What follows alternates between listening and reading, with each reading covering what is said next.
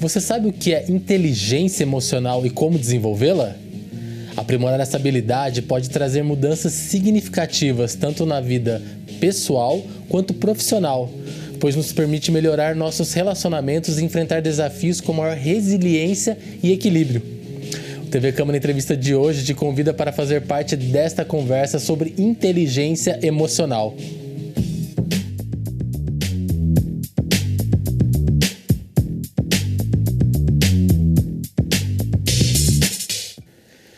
Para falar sobre este importante tema, temos o prazer de receber o especialista em desenvolvimento comportamental, Valdemir Eusébio. Olá, Valdemir, tudo bem? Olá, que prazer estar aqui, viu, Eric? Acho que vai ser um momento bem interessante para a gente compartilhar conhecimento e ajudar as pessoas. Com certeza, o prazer é nosso, Valdemir. Bom, para a gente começar, né? Acho que é a pergunta que todo mundo quer que seja respondida, né? Porque muitos têm essa dúvida, né? O que significa inteligência emocional? Pois é, Eric, você sabe que às vezes definir inteligência emocional em uma palavra só, em uma habilidade só, é impossível, porque trata-se, na verdade, de um conjunto de habilidades. E toda vez que a gente fala de inteligência emocional, a gente se refere a um conjunto de habilidades com o objetivo de se conhecer melhor, se gerenciar melhor, mas também conhecer melhor os outros e também gerenciar melhor as suas relações com os outros. Então veja como a gente precisa de um conjunto de habilidades para poder atingir esses 4 principais objetivos, que são os objetivos definidos já como ciência dentro desse leque da inteligência emocional. São inclusive atributos que estão num livro que tem o próprio nome, né, Inteligência Emocional, que foi aí a grande descoberta, a grande revelação do tema já na década lá de 90, por volta de 1994. Certo. Qual que é a diferenciação entre inteligência emocional e QI? Porque eu sei que as duas ali estavam intrinsecamente ligadas, né? Pois é, Eric, você sabe que o QI ele foi uma ferramenta de escolha e de decisão sobre pessoas por muito tempo.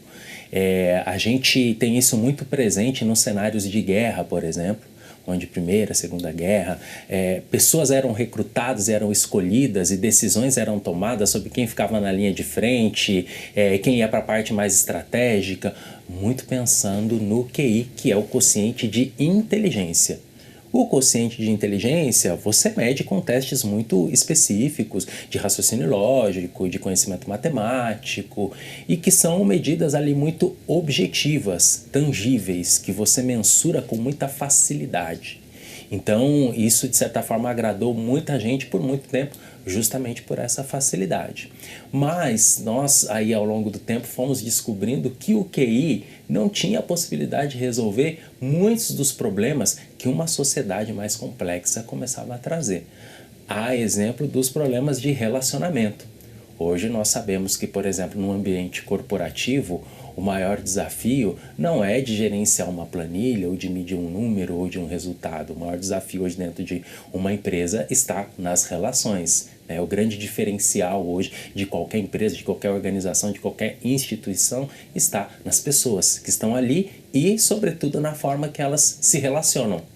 E aí começou-se então a entender que o QI já não dava mais conta de amparar, de auxiliar em grandes decisões que precisavam ser tomadas.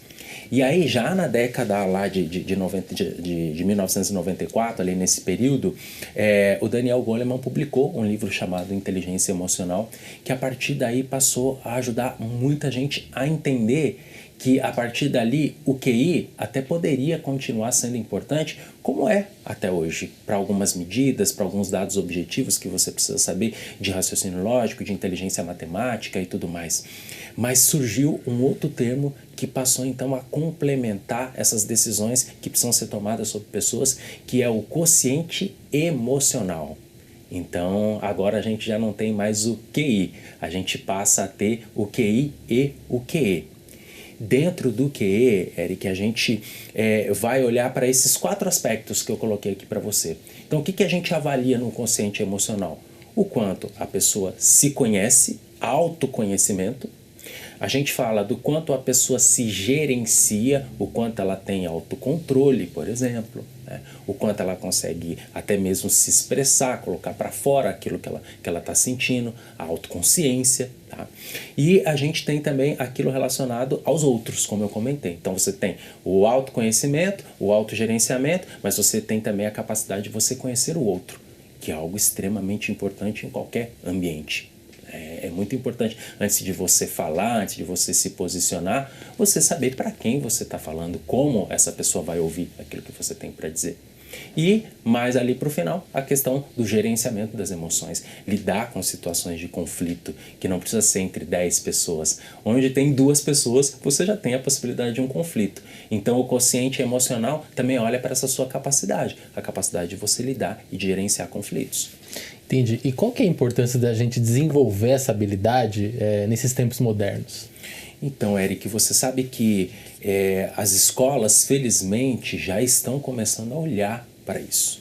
A escola, por exemplo, dos meus filhos hoje tem um programa de inteligência emocional para os meus meninos que estão no berçário. Olha só que interessante. Na verdade, agora eles já estão no maternal. Olha que daqui a pouco eles ficam bravos aí de eu fazer esse regresso com eles, né? Então, vamos corrigir que eles já estão no maternal. E aí, respondendo essa sua pergunta, né? Qual é a importância disso? A gente precisa letrar, educar, formar pessoas com esse alto índice de QE muito cedo, porque isso tem um impacto direto na saúde mental dessas pessoas.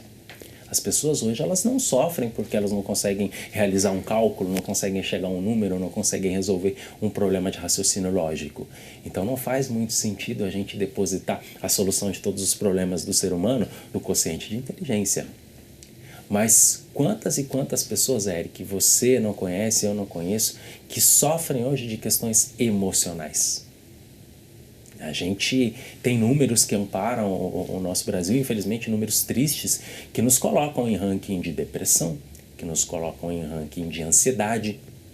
E isso revela um grande problema que nós, brasileiros, e o mundo inteiro tem com questões ligadas às emoções, ligadas aos sentimentos. Então, a importância da inteligência emocional é, primeiro, preparar essas pessoas, então fazer um bom trabalho de prevenção de saúde mental e, quando necessário for, também poder fazer um trabalho corretivo, um trabalho curativo, um trabalho que possa ajudar essas pessoas a se recuperarem de questões emocionais ou até mesmo de problemas psicológicos ligados à gestão das emoções. Então a inteligência emocional ela é uma boa ferramenta para você tanto trabalhar a prevenção quanto você também trabalhar a correção.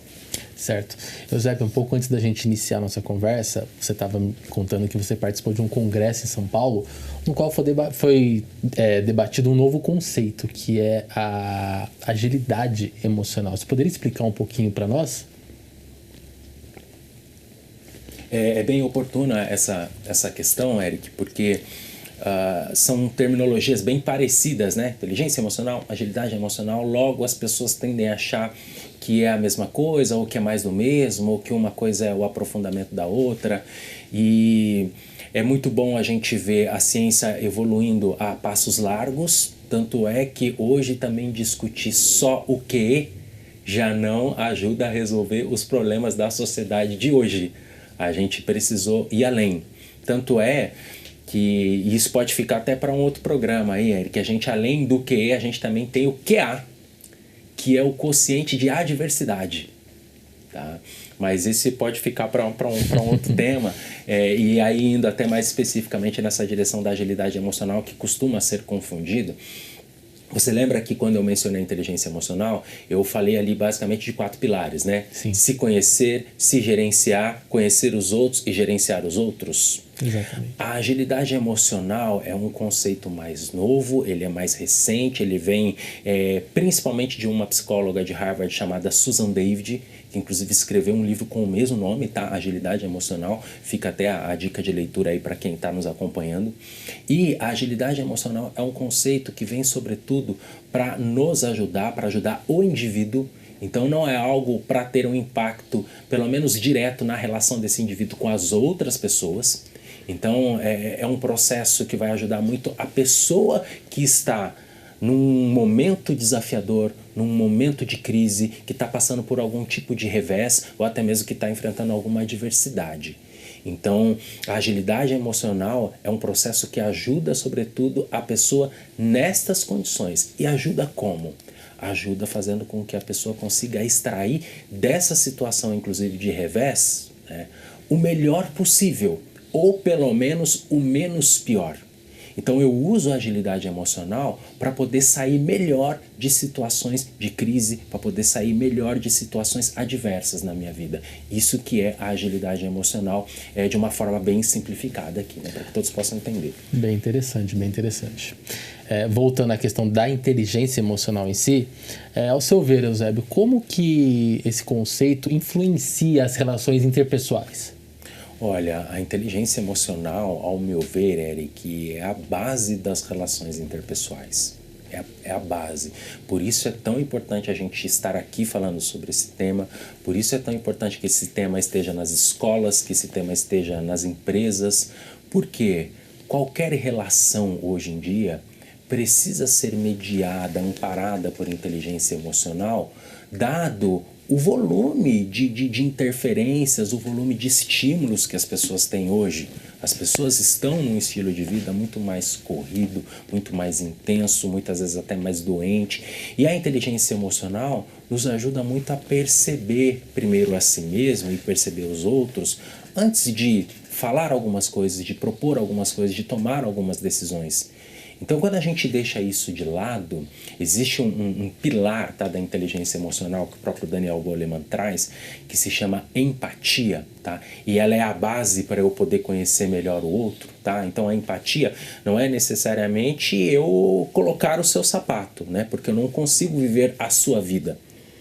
Mas se eu conseguir pelo menos perceber as suas necessidades emocionais, se eu conseguir pelo menos perceber hoje na hora que eu me encontro aqui com você, que talvez você pode não estar no seu melhor dia, isso já é o exercício da empatia. Então, se eu tô percebendo aqui pelo seu semblante que talvez você não esteja vivendo um bom dia, isso deve voltar, isso deve retroalimentar o meu comportamento. Então eu preciso tomar cuidado com as brincadeiras que eu vou fazer, com as piadas que eu vou fazer, com o tom que a minha interação com você vai ter, baseado no quê? Baseado nesse pilar da inteligência emocional, que é a empatia, que é a capacidade de eu me conectar às suas necessidades. Então, às vezes a gente floreia muito determinados conceitos, mas é importante, Eric, que a gente conseguir simplificar. Porque quando a gente fala de empatia, é isso, é você conseguir olhar para a pessoa, é você ter um olhar mais atento, um olhar que deixa às vezes o celular um pouquinho de lado, sabe?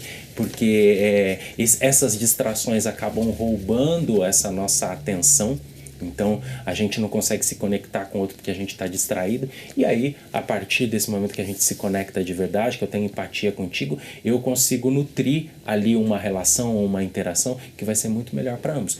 Por isso que a inteligência emocional, ao meu ver, ela é uma base, né? Ela pavimenta as relações humanas. Legal. E quais são os sinais, Eusébio, de que uma pessoa possui uma alta inteligência emocional?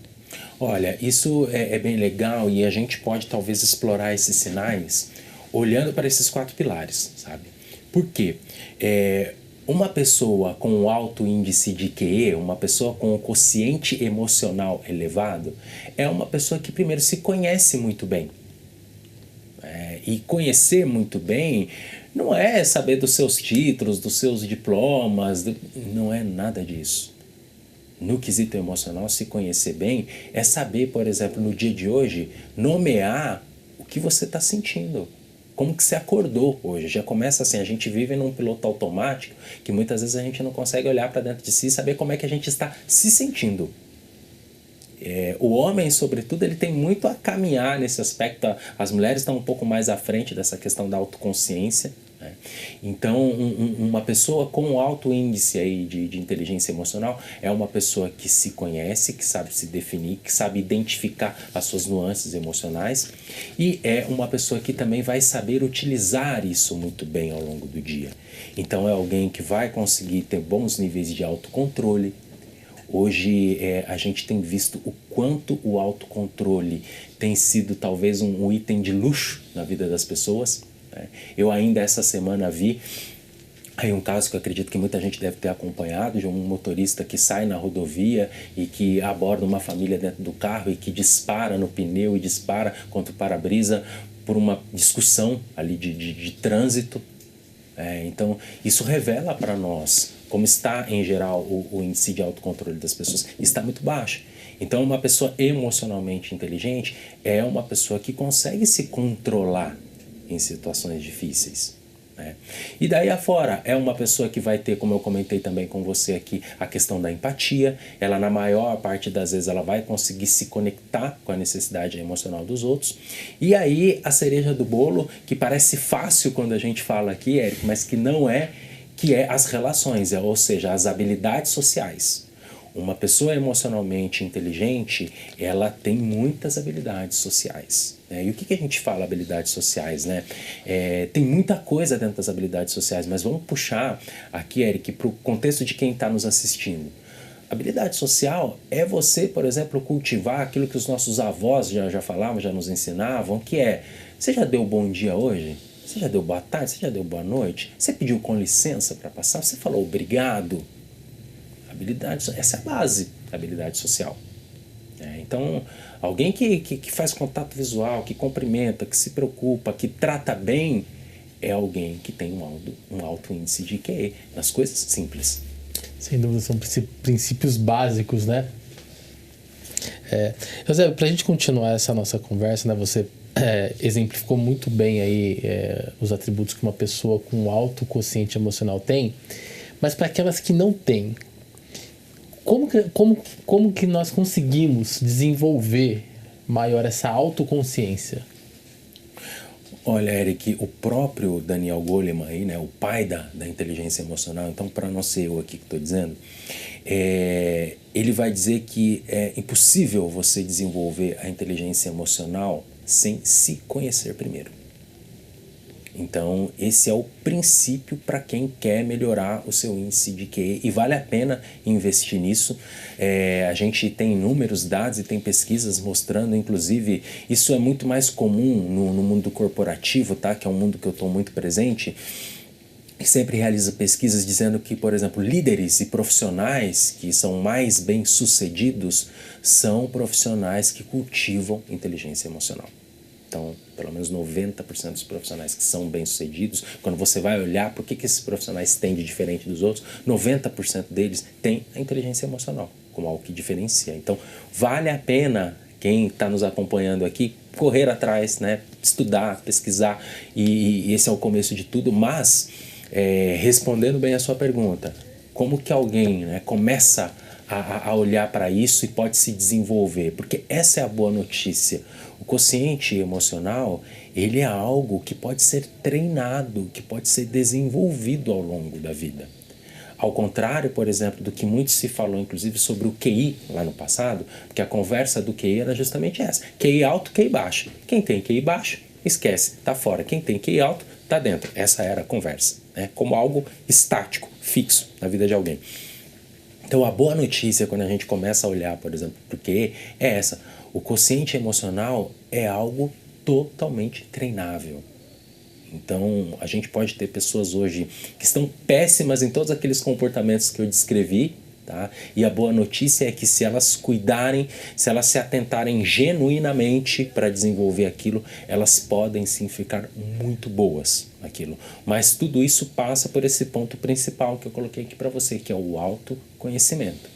Então eu preciso primeiro, Eric, e aí vem uma dica prática, se você está querendo melhorar o seu quociente emocional, comece se observando e comece buscando das próprias pessoas que você confia, que você convive, feedbacks a seu respeito, orientações, o que essas pessoas veem de você, né?